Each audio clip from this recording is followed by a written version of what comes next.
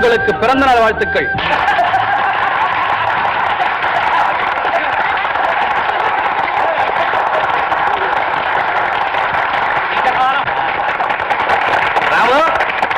நல்லா இருப்பா. இன்னும் பேரும் புகழும் பெற்று பெருவாள் வாழும். ராமு, உனக்காக கோயிலுக்கு போய் ஒரு அர்ச்சனை பண்ணிட்டு வந்தேன். சித்தப்பா, உங்களுக்காக என்னுடைய பிறந்தாள் பரிசு. எனக்கா? ஆமா. எனக்கு ஏன்பா இந்த பரிசு? நீயே எனக்கு கிடைச்ச பெரிய பரிசு. சித்தப்பா, இது ஒரு புதுமையான பரிசு. கடிகாரம் மணிக்கு மணி இனிமையா இசை ஒழிச்சுக்கிட்டே இருக்கும். ஆமா. சார், என்ன சார் விருந்தெல்லாம் ரெடி ஆயிடுச்சு சார். அப்படியா? சித்தப்பா, எல்லாரும் சாப்பாடு கழிச்சு போங்க.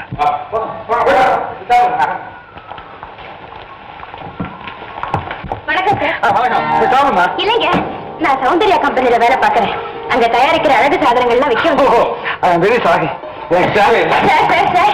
இத வியாபாரம் நினைக்காதீங்க. இத நீங்க வாங்கினா ஒரு ஏழை குடும்பத்துக்கு உபகாரம் செஞ்ச புண்ணியம் உங்களுக்கு கிடைக்கும் சார். அப்படியா? ஆமாம் சார். இங்க எது பாப்போம். Thank you sir.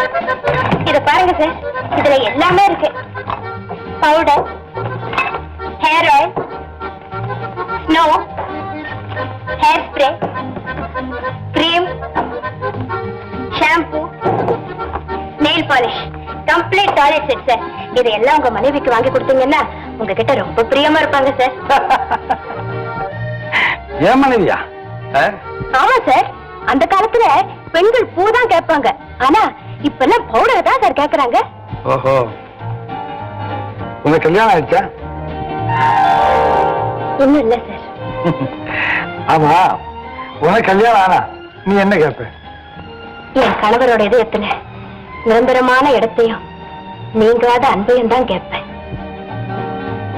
ஐ சி. என்ன சார்? 500 ரூபாய்.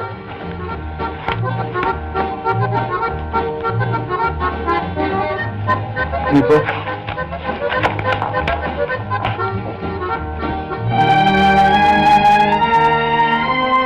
எதுக்கு சார் இவ்வளவு பணம்? இதெல்லாம் மொத்தமே 50 ரூபாய் தான் சார்.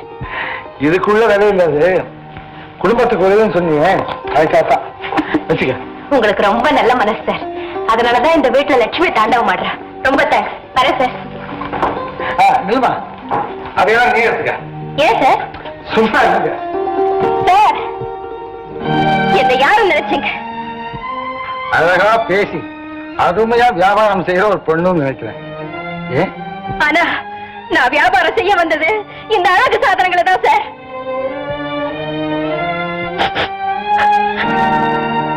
அட, என்னம்மா அது? ஏன் அழுதுட்டு இருக்க? என்ன சார், பெரிய இடமாச்சே, இறக்கப்பட்டுதான் இவ்வளவு பணம் தரீங்கன்னு நினைச்சேன். அதுக்கு பின்னாடி இப்படி ஒரு தவறான எண்ணம் இருக்குன்னு தெரிஞ்சிருந்தா இந்த பணத்தை தொட்டு வைக்க மாட்டேன் சார். வேண்டாமா, இருமா. இதெல்லாம் என் மனைவிக்குன்னு தான் சொன்னேன். ஆமா, எனக்கு இன்னும் கல்யாணமே ஆகல. அதனால இதெல்லாம் இங்க உபயோகப்படாது.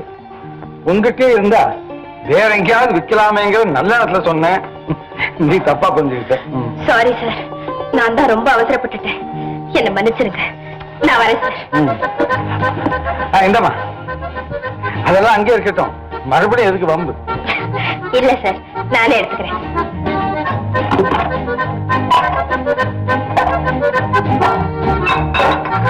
ஏம்மா, உன் பேர் என்ன? சீதா. வரேன் சார். சார், உங்க பிறந்த நாளுக்கு என்னுடைய வாழ்த்துக்கள். ஓஹோ, நன்றி.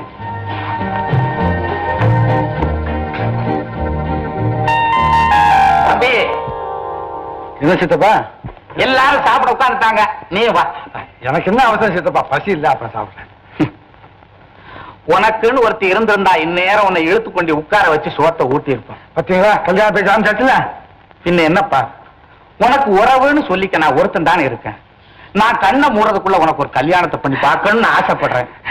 சித்தப்பா, பாத்தீங்களா, எல்லாரும் உங்களுக்காக காத்துட்டு இருக்காங்க சாப்பிடாம. ராமு, கல்யாண பேச்சை எடுத்தா எப்ப பார்த்தாலும் இப்படித்தான் நீ விரட்டுற. ஆண்டவன் உன் மனசை எப்பதான் மாத்த போறாங்க போய். சரிப்பா, ஆண்டவன் விட்ட வழி. சார், என்ன மேனேஜர், இன்னைக்கு எஸ்டேட்டுக்கு போகணும்னு சொல்லியிருந்தீங்களே, கார் ரெடியா இருக்கு. ஓ, சாப்பாட்டு மேல போ. அப்பா, வாமா, வா உட்கார். இந்தாங்கப்பா. ஏதுமா இவ்வளவு பணம்? இன்னைக்கு ராமுன்னு ஒரு பெரிய பணக்காரர் வீட்டுக்கு வியாபாரம் பண்ண போயிருந்தேன்ப்பா. 50 ரூபாய் பொருளுக்கு 500 ரூபாய் கொடுத்திருக்காரு. ஏன்?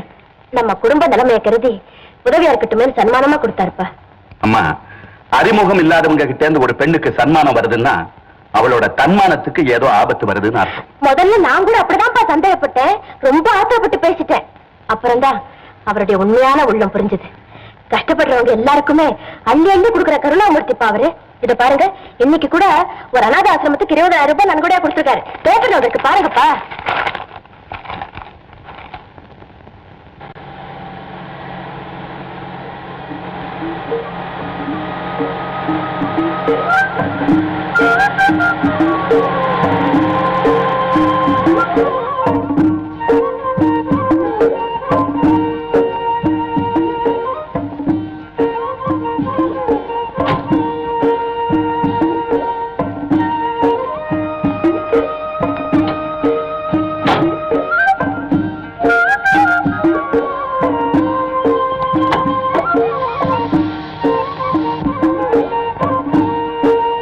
என்ன வாத்தியார, கார் நின்று போச்சா? தள்ளட்டுமா? எப்பா நீ இந்த கால தண்ணி சொல்றியா? ஆமா. அதெல்லாம் வேண்டாம். தண்ணி எங்க கிடைக்கும்? தண்ணியா? அதோ இந்த குடிசையில கிடைக்கும்.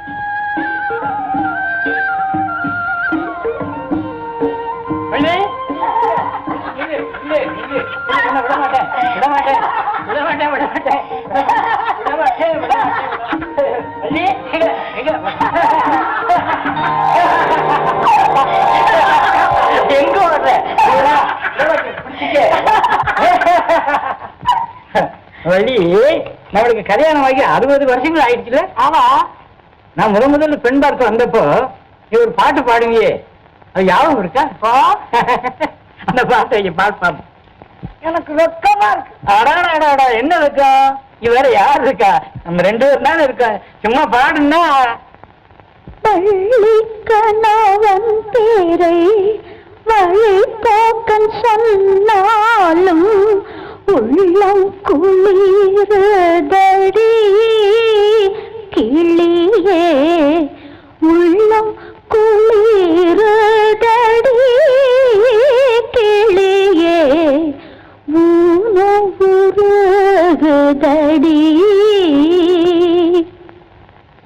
அடாடாடா, என்னமா பாடுற? யார பாரு? நம்ம அரமணியில இங்க ஒரு ரகசியம் இல்ல. பிள்ளவா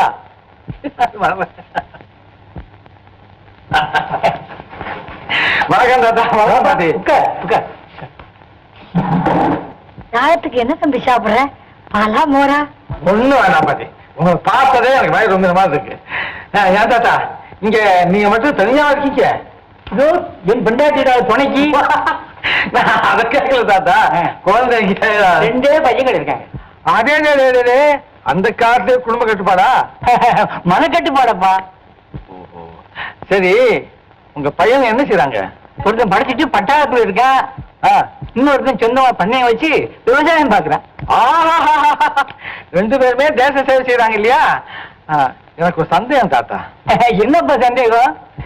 ஒண்ணும் இல்ல, அதாவது எங்க அப்பா அம்மா சேர்த்து வச்ச சொத்து நிறைய எனக்கு இருக்கு. ஓடி ஆடி வேலை செய்யறதுக்கும் தேவைக்கு அதிகமாவே ஆட்கள் இருக்காங்க. எல்லாம் இருந்தும் உங்களை போல சந்தோஷமா என்னால இருக்க முடியல. ஏன் தாத்தா? உனக்கு கல்யாணம் ஆயிடுச்சா? இன்னும் ஆகல தாத்தா. அதுதான் காரணம். அப்படின்னா தம்பி, சந்தோஷம்ங்கிறது பணத்தாலேயோ பவுசாலையோ கிடைக்காதப்பா. வாய்க்கிற மனைவியாத்தான் கிடைக்கும். அப்போ கல்யாணம் செஞ்சுக்கிட்டா நிம்மதி கிடைச்சிருமா? கட்டிக்கிற பெண்ணும் கட்டி தங்கமா இருக்கணும். 3 முடிச்ச ஒழுங்கா போடுன்னு சொல்லி பெரியவங்க சொல்றாங்க.